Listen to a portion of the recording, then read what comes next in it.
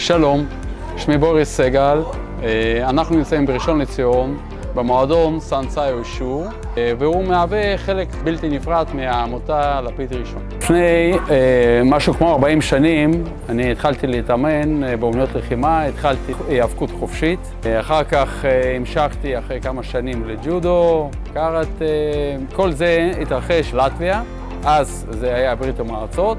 לאחר מכן, בגיל 20 עליתי ארצה והמשכתי פה באומנויות לחימה סיניות, מה שהתחלתי גם לפני עלייה. הרגשתי שאני צריך להעביר את הידע שלי.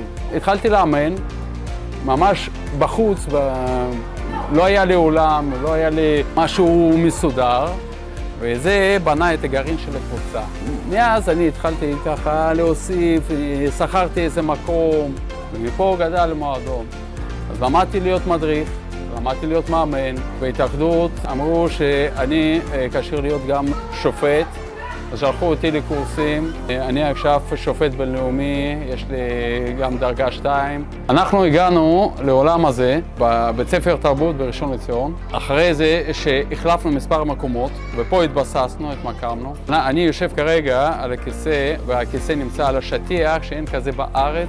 השטיח הזה הוא חלום של כל מי שמתאמן באומנויות לחימה סיניות ברמה הכי גבוהה שיש. בדיוק על כזה עושים גם תחרויות בינלאומיות, גם אליפות עולם, בדיוק על אותו דבר. המועדון בעיקר מתעסק באומנויות לחימה סיניות. אומנויות לחימה סיניות בשם ידוע קונג פו. עכשיו, יש שם יותר מקצועי, זה אושו. הרבה אנשים לא יודעים מה זה. אז אושו זה נולד בעצם, יש היסטוריה די ארוכה, כמה אלפי שנים. זה נולד בסין, זה קונג פו. אתם כעיקרון יודעים מאיפה זה בא. נכון להיום יש אקדמיית אושו בג'ין, ושם מקטלגים את אומנויות לחימה. לפי הקטלוג יודעים שבערך 1,500 שיטות בסיסיות נמצא בסין. זה אומר שבכל כפר יש עוד כמה שיטות.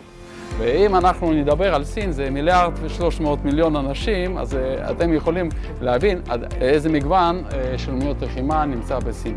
אושו זה יותר כיוון שיטות תחרותיות.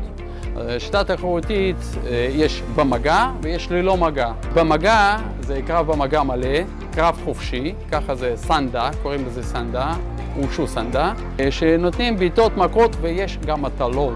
במועדון שלנו מתאמנים חבר'ה מגיל 4 ועד גיל השלישי בעצם. יש לנו מתאמנים כבר דור שני, ילדים שאני אימנתי בזמנו, כבר יש להם ילדים, הביאו ילדים שלהם. יש משפחות שלמות מתאמנות. מגיל 4 אנחנו נותנים את היסודות של אומנויות לחימה. זה גמישות, זה כוח, זה קואורדינציה, זה שיווי משקל, זה הבנת תנועה, זה ממש פרט. אנחנו מלמדים איך להתחרות, איך להתמודד עם קשיים. ילדים לומדים מה זה כבוד, כבוד אמיתי, איך לכבד אחד את השני, איך לעזור לזולת. ממש, ואני חושב שאנחנו מעבירים גם מסר חינוכי מאוד מאוד חשוב, גם כנגד לאלימות, למרות שזה כאילו ענף אלים. זה לא, אנחנו לומדים איך לכבד אחד את השני. זה דבר ראשון. ברגע שילדים למדו יסודות, למדו חלק בסיסי בעצם, הם עוברים לשלב הבא. אז אנחנו מתחילים פה להתכונן גם לתחרויות בינלאומיות. בתחרויות בינלאומיות יש ביצועים אקרובטיים, וגמישות צריכה להיות מאוד גבוהה. כוח עצום, כוח מתפרץ, ואנחנו ממש כל הזמן משלבים את המתודיקות העתיקות של סין וגם מדע עכשווי. ממש מחוברים, יש לי תוכנית עבודה עם דברים של ספורטק. שילוב של טכנולוגיות, ממש כל הזמן צמוד לזה. בשנים האחרונות, המועדון שלי הגיע לרמה שיכול לשלוח ספורטאים, לייצג את המועדון ואת העיר שלנו, בראשון לציון, גם בזירה בינלאומית. יש חבר'ה שהגיעו גם לנבחרת ישראל ומתכוננים לאליפויות עולם, ויש חבר'ה שמהווים חלק של נבחרת ישראל ומתחרים ברחבי אירופה. לאחרונה, בנובמבר 22, אנחנו היינו במשלחת ישראלית באליפות אירופה. הבאנו 7 מדליות, 3 מדליות זהב, 2 כסף ו3 ארד. באליפות אירופה ביוון. אנחנו באמת מרגישים שזה הזמן להמריא, ואני חושב באמת יש לנו חבר'ה נהדרים, מתמלא בגאווה. כל פעם שאני מאמן את החבר'ה שלי, אני מרגיש שיש להם עתיד, גם בעיר, גם מחוץ לעיר, גם בעולם. שלנו מתפתח, ומאוד חשוב לא לפספס את הרגע ולתת לספורטאים שלנו להגיע לרמות גבוהות.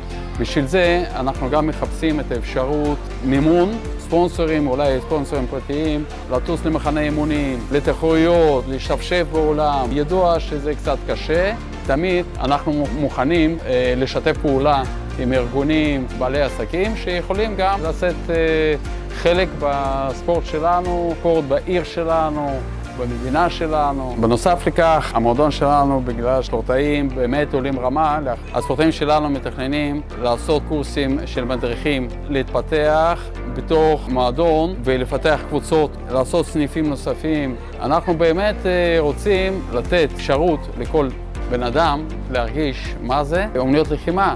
זה לא רק ספורט, זה חיים. במועדון שלנו מתאמנים כל מיני סוגי האוכלוסייה. זה גם נשים, גם גברים. חבר'ה מתכוננים לצבא, באים לפה בשביל להתחזק, ללמוד מה זה קרב. אנשים בגיל העמידה באים לפה לשמור על הגוף שלהם, לרכוש ביטחון, להכיר את התנועה, לומדים את האומנות לחימה. לא רק איך לתת מכה, אלא איך לנוע, איך לשמור על היציבות, איך להיות בריא באופן כללי. גם פיזי וגם מנטלי. למצוא אותנו קל, אנחנו נמצאים בראשון לציון, בית ספר תרבות. אפשר למצוא אותנו דרך טלפון, דרך אתר, דרך יוטיוב, פייסבוק, אינסטגרם, באתר של חברה עירונית. בשביל להגיע לפה, פשוט צריך לרשום בבייס, בית ספר לאומנויות לחימה, סאנסאי, אושו. אנחנו פה.